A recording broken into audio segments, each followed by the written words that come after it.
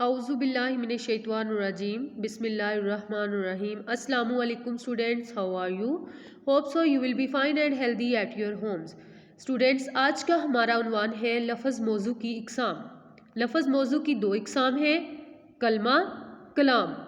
कलमा अकेले बामनी लफ्ज़ को कलमा कहते हैं, जैसे मस्जिद, घर, बाग वगैरह।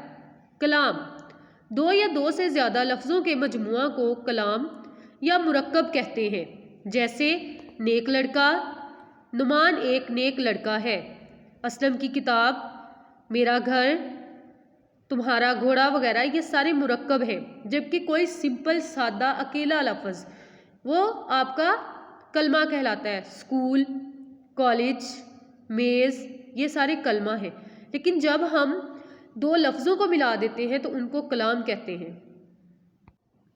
स्टूडेंट्स, इसके बाद आज की हमारी सरगर्मी है, जिसमें आपने यहाँ पे आपको लफ्ज़ दिए गए हैं, फिल इन द ब्लैंक्स हैं, उनके सामने अल्फाज मौजूद हैं, आपने उसमें से करेक्ट लफ्ज़ चूज़ करना है। सबसे पहला देखें, इंसान के मुंह से निकलती हुई आवाज़ डैश होती है लफ्ज़। बामनी अल्फाज को कहते हैं कलमा, बेमनी अल्फाज को कहते हैं मुहमिल।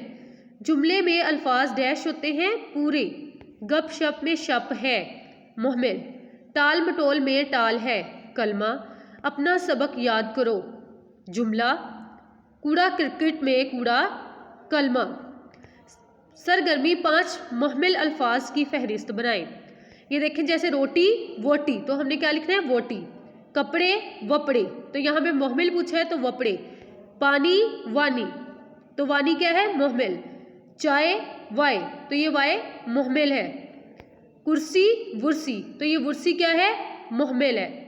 स्टूडेंट्स, आपने अपनी वर्कबुक के इस पेज को सॉल्व करना है और अच्छे से इस कॉन्सेप्ट को यानी कलमा और मुहमिल को अच्छे से याद करना है, और लफ्ज़ मौजू की इक़साम यानी कलमा और कलाम को भी अच्छे से याद करना है।